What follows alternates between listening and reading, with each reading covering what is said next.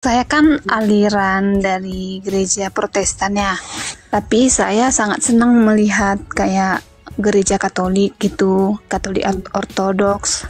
Nah, tapi yang mengganjal di dalam hati saya, kenapa mereka seperti setiap apa gitu beribadah selalunya ada patung atau gimana, Bunda Maria entah Yesus gitu lah ya kan. Terus itu apakah dibenarkan? Karena saya pernah membaca di Alkitab, jangan menyembah bagimu patung berupa apapun. Gimana ya? Boleh pencerahannya sedikit tentang itu? Begitu. Ya, dalam pemahaman iman Katolik dan di dalam pemahaman iman Ortodoks, mereka itu berakar pada 3 hal. Tradisi suci, kalau Katolik ya, magisterium gereja, dan kitab suci. Kalau Protestan itu protestatement, artinya kitab suci. Makanya dikatakan sola scriptura. Nah, ada patung, ada gambar. Kekatolikan, kenapa sih mereka memiliki patung?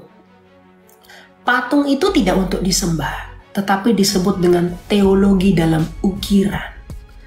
Sama seperti orang Ortodoks, itu punya gambar-gambar ikon-ikon, itu kadang dicium. Itu tidak disembah, tetapi namanya teologi dalam warna. Artinya melalui patung, kita memberitakan Allah dan karya Kristus.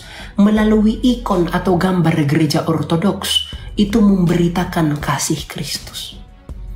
Jadi Katolik itu tidak pernah menyembah patung. Karena gini, Katolik itu bisa berdoa di mana saja tanpa patung. Kalau memang mereka penyembah patung, mereka tidak mungkin bisa berdoa di semua tempat. Mindset kita itu kadang terlalu membenci orang Katolik karena banyak patung-patung.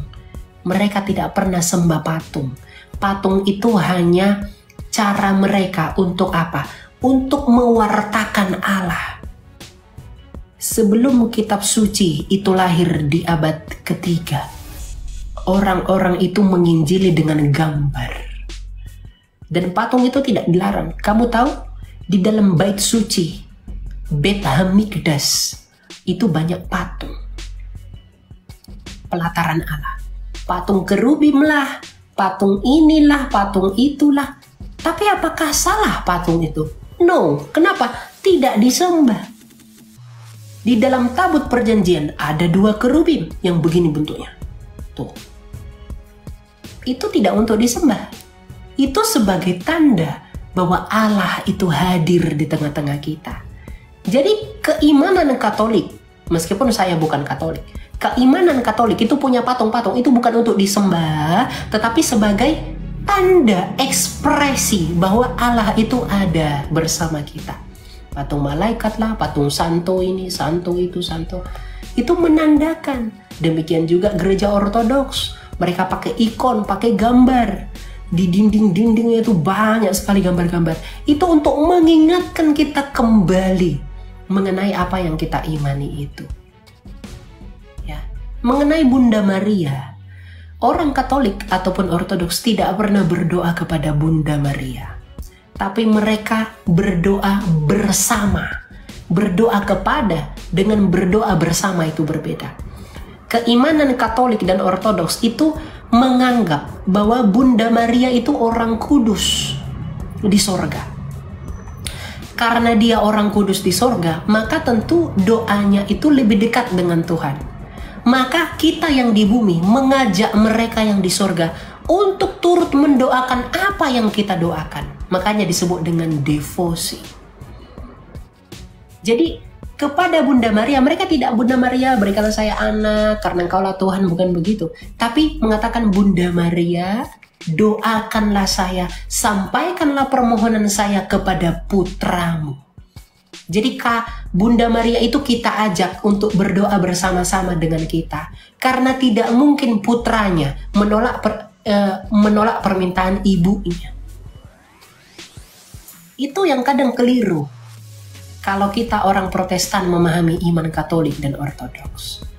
Kadang kita terlalu terburu-buru menyimpulkan hingga pada akhirnya ada kebencian. tidak berdamai. Jadi Katolik itu tidak pernah nyembah patung, Ortodoks tidak pernah nyembah foto, karena baik patung maupun gambar hanyalah ekspresi iman mereka. Dan mereka tidak pernah menyembah Bunda Maria. Bunda Maria itu dalam pemahaman iman Katolik disebut dengan hyperdulia. Hyperdulia itu penghormatan tertinggi. Protodulia. Nah, tapi yang tertinggi itu kepada Bunda Maria. Tapi penyembahan hanya kepada Tritunggal Maha Kudus. Jadi kita itu tidak lebih tahu daripada orang Katolik. Jadi kita perlu konfirmasi ke mereka. Apa sih? Kenapa sih begini kalau sedikit berbeda? Kenapa begitu? Kita tanya dengan baik. Oh, ternyata begitu. Gitu ya. Iya, makasih Kak Elia. Jadi apa yang sudah kakak sampaikan itu sudah sangat tepat. Dan saya kira teologi kita benar-benar sama ya. Jadi makanya semuanya gereja Protestan yang tidak, yang tanda kutip tadi seperti yang Kak Elia sampaikan, terlalu terburu-buru untuk menjudge gitu ya. Maka mereka akan menolak baptisan dari Katolik ya. Nah kalau saya sebagai pendeta memang saya sudah buktikan itu, saya mengakui baptisan percik yang dari Katolik sekalipun. Kira gitu ya, itu aja apresiasi saya. Terima kasih Kak Elia. Oke, ya ada lagi yang mau kamu tanya? Mumpung ada Pak Anggiat di sini, outfit, silakan. Jadi itu Kak semacam sugesti ya, seperti semacam sugesti aja gitu ya. Itu gambar-gambar ya, sama patungnya. Orang-orang membenci. Kan orang-orang saya tuh paling bener, paling oke. Kamu tuh sesat kamu kan. Tapi kita nggak konfirmasi gitu loh. Menuduh tanpa dasar itu dosa yang besar, tidak paling besar. Karena paling besar itu memuja Roh Kudus. Itu sehujan namanya, ya kan? Orang bisa berekspresi dengan cara apapun, boleh. Mau dibuat patung, misalnya saya cinta sekali dengan Tuhan Yesus ini, saya gambar dulu Tuhan Yesus. Kamu gambar Tuhan Yesus itu di bukumu, kamu cium-cium dia. Tiap di dalam doamu kamu buat dia di depanmu. Apakah artinya kamu menyembah gambar itu? Kan tidak. Itu adalah bagaimana kamu menuangkan imanmu ke dalam gambar. Katolik menuangkan imannya di dalam apa? Patung. Gitu. Jadi jangan mau dikecoh sama orang-orang. Iya, saya paham. Ya, gitu ya. Oke. Bolehkah satu lagi pertanyaannya? Iya, silakan. Agak random sih Kak Elia, cuman ini aku nggak dapat aja jawabannya dari mana gitu. Tentang kan manusia pertama kan yang diciptakan itu kan Adam dan Hawa. Kemudian dia melahirkan anak si Habel sama si Kain. Terus kenapa ini ya manusia kok bisa bertambah-tambah keturunannya? Padahal orang pertama itu kan cuman Adam dan Hawa. Terus mereka kayak manusia itu nikah dalam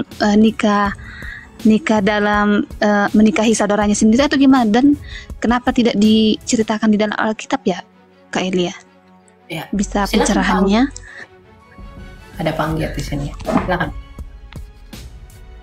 Ya baik, terima kasih Kak Elia. Jadi ini memang pertanyaan klasik ya, dan seringkali pertanyaan ini diajukan kepada orang Kristen yang awam sehingga mereka terkecoh sehingga pada akhirnya meninggalkan Tuhan.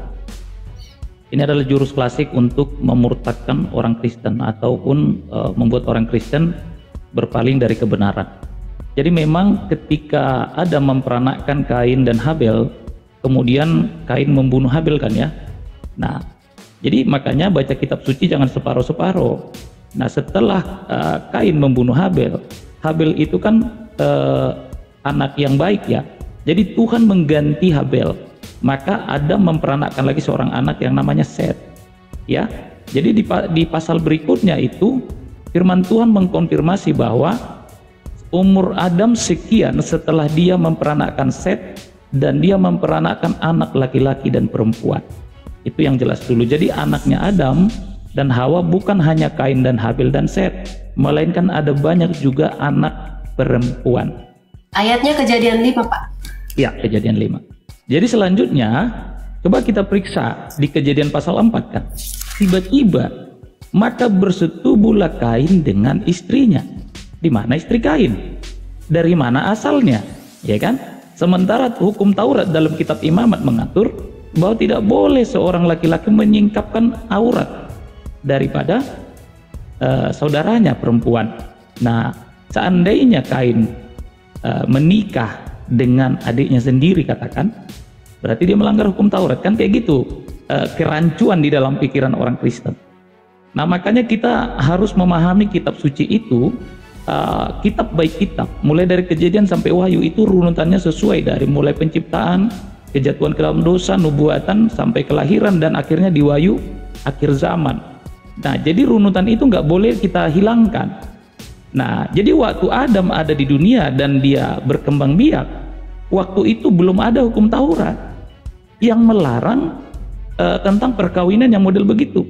Jadi kalau ditanya terus Kain bersetubuh dengan siapa? Istrinya Kain siapa? Yang sangat rasional, yang paling dekat ya untuk bisa dipahami itu ya tentu saudaranya sendiri. Karena pada masa sebelum ada hukum Taurat, itu nggak dosa model seperti itu. Itu yang pertama. Yang kedua, kita boleh runut kepada nenek orang percaya, yang dikasih gelar nenek orang percaya itu kan Abraham. Coba kita periksa, Abraham itu istri yang sah kannya Sarah. Siapa Sarah itu? Bukankah Sarah itu adiknya? Nah, kira-kira seperti itu ya. Jadi Adam bersetubuh dengan istrinya di Kejadian pasal 4 itu mengkonfirmasi bahwa Adam berkembang biak itu ya tentu dengan saudaranya ya. Nah, jadi saya kira pertanyaan ini sudah tidak lagi bisa mengkecoh kita umat Tuhan. Nah, makanya nanti belajar lebih baik ibaratnya ya di gereja tempat di mana kita ya berjemaat seperti itu. Ya, jadi intinya bagaimana Adam berkembang biak setelah Habil mati. Habil dibunuh oleh abangnya Kain, yaitu lewat anak-anaknya yang selanjutnya, Set, kemudian anak-anak perempuannya dan selanjutnya. Jadi inilah yang menurut pandangan teologi yang paling masuk akal untuk diterima, meskipun banyak yang tidak terima ya. Nah, tetapi menurut kami ya itu paling cocok untuk diterima, bahwa perkawinan satu ini ya, saudara. Iya, sedarah ya, itu yang terjadi. Iya, oke, saya kira gitu dulu Kak Ilya. Oke, terima kasih ya, Pak Anggia. Ya, ya begitu ya, itu sudah tepat sekali. Dasarnya itu ada di Kejadian 5 ya. Kita buka Kejadian 5 ayat 4. Dikatakan begini. Umur Adam masih 800 tahun lagi setelah mendapatkan Set. Ia juga mempunyai anak laki-laki dan perempuan. Ya, jadi memang Adam itu memperanakan anak-anak laki-laki dan anak-anak perempuan. Siapa yang dinikahi oleh Kain? Siapa yang dinikahi oleh Set? Habel kan sudah mati. Nah, maka dia menikahi anak-anak perempuan Adam itu. Yes. Kenapa bisa melakukan perkawinan sedarah? Karena pada masa itu ya memang ya, hanya mereka yang diciptakan. Jangankan Kain dengan anak perempuan Adam, jangankan Set dengan anak perempuan Adam, Hawa saja itu dari Adam. Lalu kenapa Hawa itu kawin dengan Adam? Hawa itu kan dari tulang rusuknya Adam. Kenapa mereka kawin? Iya. Bukankah sedarah? Begitu kira-kira. Gitu. Jadi pada saat itu memang perkawinan sedarah itu tidak jadi masalah. Tapi setelah di dalam Imamat 20 baru Tuhan memberikan hukum Taurat tidak boleh menyingkapkan pakaian saudaranya. Begitu. Jadi larangan untuk kawin sedarah itu sudah dimulai di zamannya Taurat. Ya. Gitu. Bukan di zamannya Nuh. Ya. Gitu kira-kira. Jadi makanya itu tidak ditulis di dalam Alkitab ya Ilya ya? Itu ditulis cuma tidak deskripsinya itu tidak piramida ke bawah gitu. Tidak secara eksplisit sekali, cuma dituliskan saja kesimpulannya. Karena kan ini kan bagaimana Musa itu ingin menceritakan apa yang Tuhan beri kepada dia dalam naungan Roh Kudus, begini. Jadi mereka tulis itu semua satu persatu. oleh Musa. Gitu. Ya. Oke, Kak Elia, terima kasih juga dengan Pak Anggiat ya Pak. Ya, Saya sudah paham sampai sini. Oke, God bless ya. Tuhan berkati.